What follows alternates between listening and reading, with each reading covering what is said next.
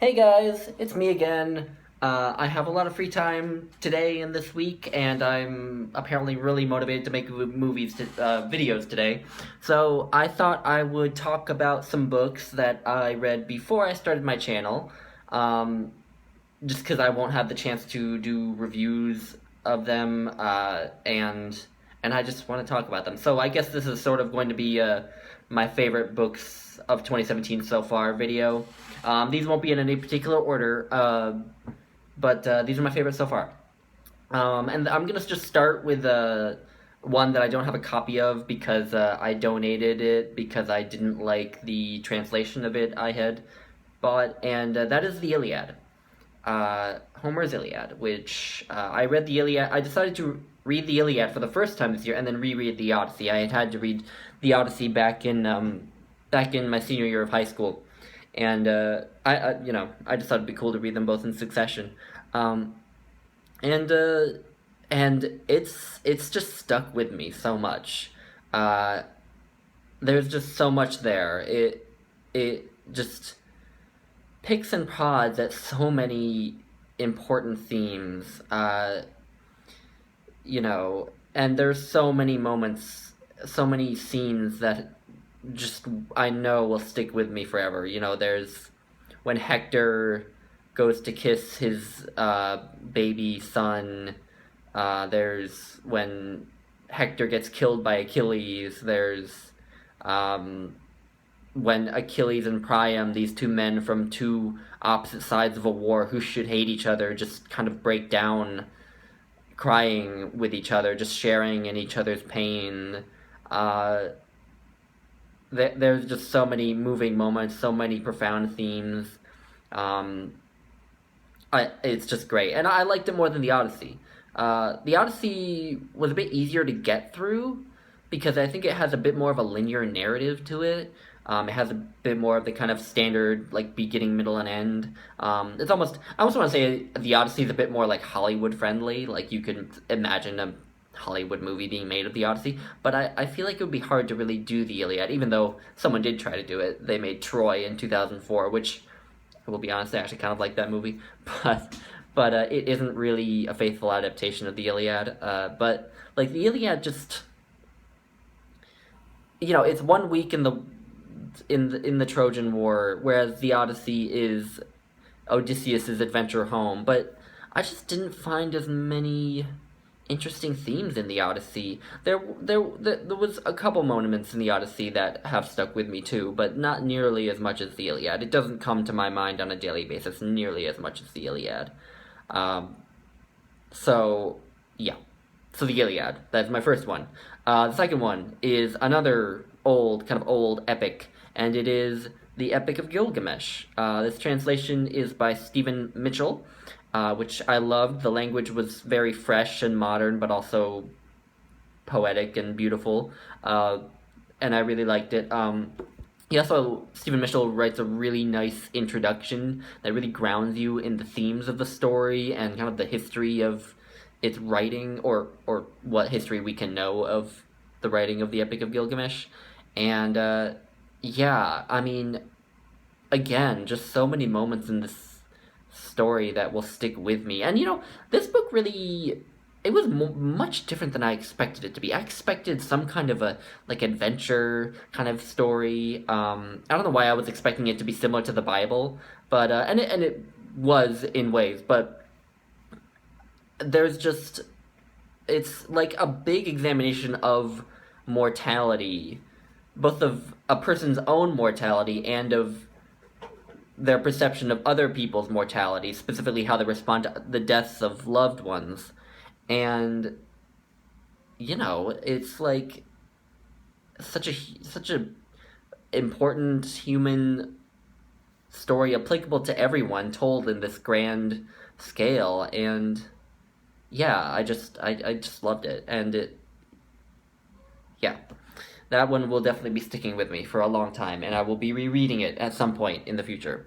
The next one I'm going to talk about is, let's see, here. The Best Poems of the English Language edited by Harold Bloom, with introductions by Harold Bloom. And Harold Bloom is kind of the probably the most famous living literary critic. Um, I mean, this is, what it says it is. From Chaucer through Robert Frost. It actually ends with Hart Crane. The last poet in here is Hart Crane, but the period is ends with Robert Frost. And yeah, I mean, it's just the greatest poems in the English language, and it, it the poems in it that he picked are all great. I mean, Harold Bloom has been devoted his life to literature, so he knows his stuff. His introductions are great. Some of them are more extensive than others. Some of them are just sort of like this author was born here and gives a brief biographical sketch. But some of them are like really in depth and give you even a little bit of analysis of the poems or the poet's work that you're going to be reading, and those are great, and they give you a nice grounding in to help you understand the poems when you read them. Um, yeah, and if it weren't for this, I would not have discovered the poetry of Wallace Stevens, which is crazy because Wallace Stevens is so well known, and that was like, why did I never read Wallace Stevens before? Because he's hands down Wallace Stevens was my favorite in this whole collection, and probably my second favorite was Hart Crane, who is Harold Bloom's favorite. So I will be reading them more Wallace Stevens and Hart Crane in the future, and I'm excited to do that. And this is just a great, just kind of rundown of the most important poems in the English language, I think. Maybe a nice primer on poetry if you haven't read much poetry. Because Harold Bloom also writes in his introduction to the book as a whole, he writes about how to read poetry, and that could be really good for people who are new to reading poetry. So yes, I really love this. It's also very long. It has a lot in here. It's 1,000 pages. It's great. I love long books. Next, I kind of have two books in this kind of box set thing.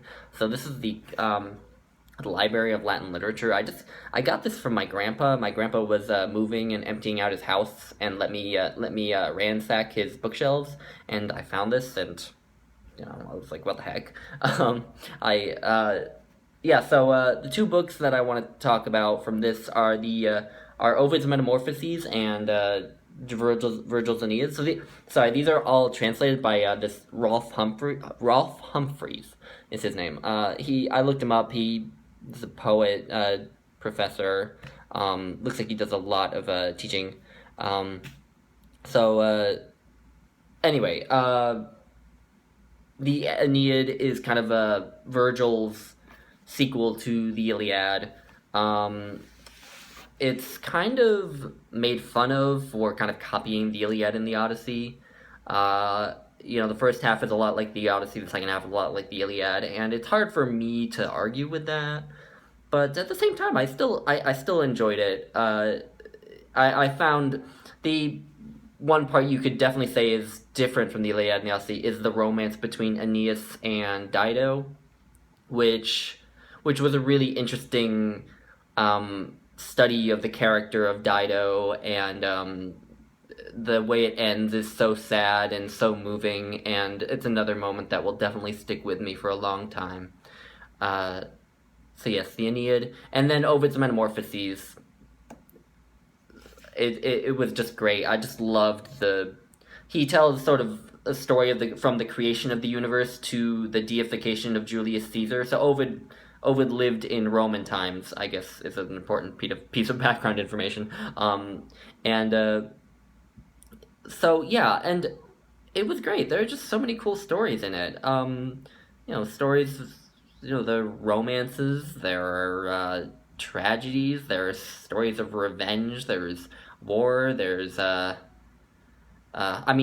it's called the Metamorphoses, so there are a lot of changing, and there's literal changing of like forms, but then there's also changes like over time in human societies, or the changing of a person's character and things like that.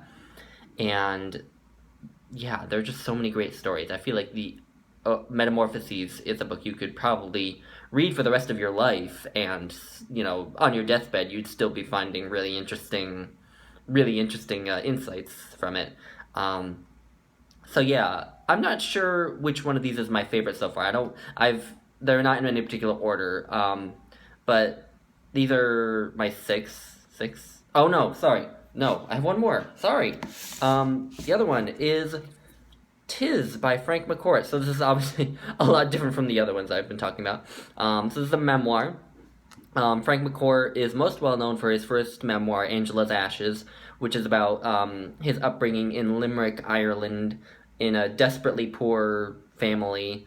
But this is the sequel. So at the end of Angela's Ashes, at around 1819, he moves to the United States. And this picks up there, and he lives in New York City for many years. And it's just a fun, interesting examination of being in your 20s, I think. It goes through him kind of drifting from job to job, trying to find romance, finally getting a steady job as a teacher, his love of reading, his desire to write, which he didn't do till very late in his life. Kind of examines the immigrant experience, which is always cool about his experience becoming an American. And yeah, this was just great. He's so funny. He takes really mundane things that seem so mundane and just makes them so entertaining. He talks about trying to go see Hamlet at one point in New York City, a production of Hamlet, and he tried to bring in some kind of food he'd bought, and of course in theaters you're not allowed to bring food in. So he talks about trying to run to the bathroom to eat in the bathroom, and then I think he ends up like spilling it in the bathroom, and I don't know. He just has a way of making kind of everyday things just really entertaining and funny, and it's awesome. So yeah, I assume this list there will be some added to this by the end of the year. I hope. And I don't think any of these will be knocked off my end of the year favorites list, but you never know. So anyway, that's what I have. So bye guys.